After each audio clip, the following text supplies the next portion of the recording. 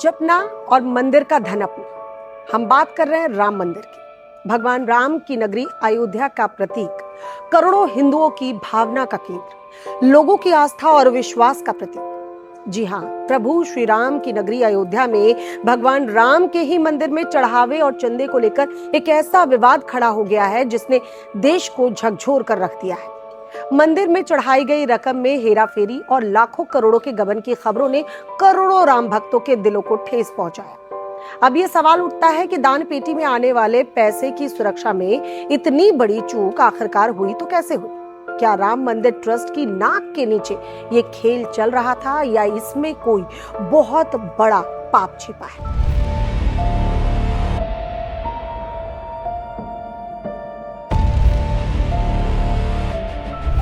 नमस्कार, आप देख रहे हैं सच कहती हूं। मैं हूं आपके साथ श्वेता भट्टाचार्य।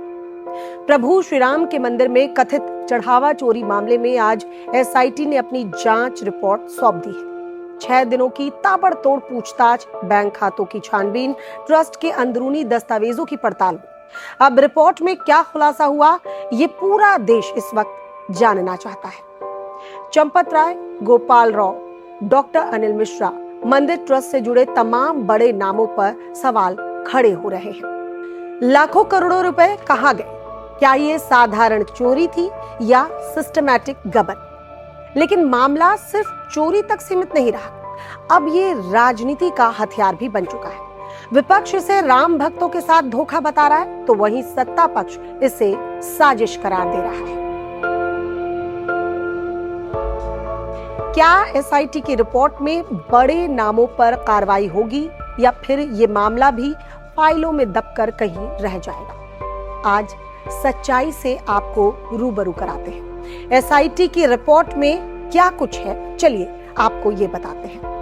अयोध्या राम मंदिर चढ़ावा चोरी मामले में एसआईटी ने आज अपनी जांच रिपोर्ट राज्य सरकार को सौंप दी है। सूत्र ये बता रहे हैं कि इसमें एफआईआर दर्ज करने और ट्रस्ट को दोबारा गठित करने की सिफारिश तक की गई है। किसी सीनियर अफसर को मंदिर का सीईओ नियुक्त करने का सुझाव दिया गया है। डिटेल जांच के लिए एसआईटी ने और वक्त भी मांगा है। रिपोर्ट जो है वो गृह विभाग के additional chief secretary Sanjay Prasad को सौंपी गई है। टीम ने बताया कि 20 पन्नों की ये शुरुआती रिपोर्ट है। इसमें 150 लोगों से पूछताछ की डिटेल है। एसआईटी यानी स्पेशल इन्वेस्टिगेशन टीम ने लखनऊ कमिश्नर विजय विश्वास पंत, आईजी लखनऊ रेंज किरण शिव कुमार और UP finance and account service के विशेष सचिव नील रतन कुमार शामिल है।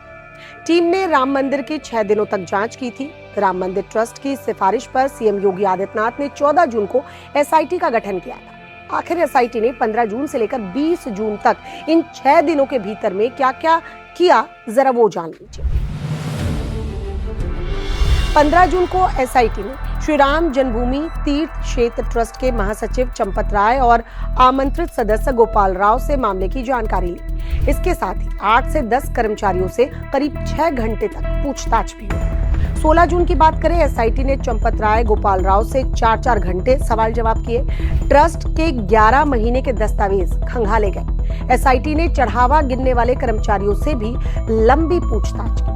17 जून की बात करें तो जांच टीम ने बैंक अधिकारियों और नोटों की गिनती से जुड़ी निजी एजेंसी के प्रतिनिधियों से पूछताछ की है। बैंक स्टेटमेंट और वित्तीय रिकॉर्ड की पड़ताल की गई। 18 जून को टीम 10 घंटे मंदिर परिसर में ही रही।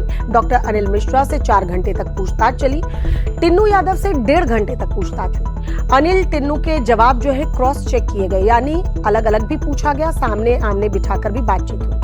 19 जून को चंपत राय, डॉक्टर अनिल मिश्रा और राम मंदिर के निर्माण प्रभारी गोपाल राव से अलग अलग पूछताछ की गई। स्टेट बैंक के शाखा प्रबंधक और कैशियर से भी पूछताछ की गई। 20 जून को टीम ने सभी आरोपियों और संदिग्धों के बैंक खातों की जानकारी इकट्ठा कर ली। सबूत जुटाए गए। जांच के बाद सारे सबूत अपने साथ लेकर लखनऊ के लिए टीम रवाना हो गई। राम भक्तों के साथ साथ पूरा देश ये जानना चाहता है कि आखिर राम मंदिर चढ़ावा चोरी को लेकर बनी स्पेशल इन्वेस्टिगेशन टीम ने अपनी प्रारंभिक रिपोर्ट में कहा क्या है। क्या एसआईटी ने किसी आरोपी का नाम मेंशन किया है या फिर किस किस को इस जांच के बाद क्लीन चिट दे दी गई है? एसआईटी की रिपोर्ट पर सूत्रों के हवाले से कई बड़ी जानकारियां सामने आ रही हैं। सूत्र ये बता रहे हैं कि एसआईटी ने रिपोर्ट में दान राशि की गणना और निगरानी व्यवस्था पर गंभीर सवाल खड़े किए हैं। शायद निगरानी व्यवस्था में कमी से ही इतनी बड़ी चोरी को अंजाम दिया गया है। वहीं सूत्र ये भी बता रहे हैं कि अभी तक इस मामले में किसी को क्लीन चिट जो है वो नहीं मिली है, यानी जो भी बड़े नाम आ रहे हैं क्लीन चिट अभी नहीं मिली है। रिपोर्ट के आधार पर अब आगे की कार्रवाई जो है वो तय होनी है। रिपोर्ट में गणना कर्मियों के चयन और ट्रस्ट पदाधिकारियों से उनके संबंधों की जांच की गई है। सूत्र ये भी बता रहे हैं कुछ कर्मचारियों के खिलाफ मुकदमा दर्ज किए जाने की सिफारिश तक एसआईटी की टीम ने कर दी है। साथ ही मंदिर की आंतरिक व्यवस्था के लिए जिम्मेदार पदाधिकारियों की भूमिका पर सवाल खड़े हुए हैं। ये सवाल जायज भी है। आखिरकार पदाधिकारियों को इतने लंबे वक्त तक इस चोरी की भनक लगी तो क्यों नहीं लगी? चोरी हुई उसमें कहीं शामिल तो नहीं थे? सवाल उठ रहे हैं। खबर है कि एसआईटी ने मामले की विस्तृत जांच के लिए अतिरिक्त वक्त मांगा है, सहयोगी अधिकारियों की मांग की है। अगर भगवान के दर पर इस तरह का पाप किसी ने भी किया है तो उसे ऐसी सजा मिलनी चाहिए कि ये एक मिसाल बन जाए। और पूरी उम्मीद है कि यूपी सरकार द्वारा बनाई गई एसआईटी इस पूरे मामले का पर्दाफाश जरूर करेगी। आने वाले दिनों में देखना यह होगा कि रिपोर्ट सौंपने के बाद आखिरकार सरकार क्या कदम उठाती है।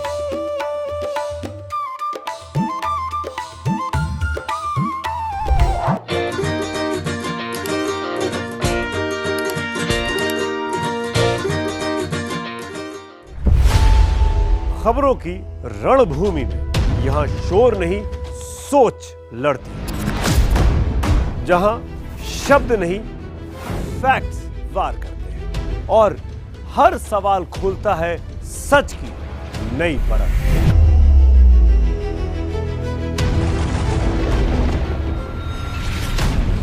चक्रव्यूह आपके अपने सुमित अवस्थी के साथ सोमवार से शुक्रवार शाम 6:57 पर टाइम्स नाउ नव भारत पर।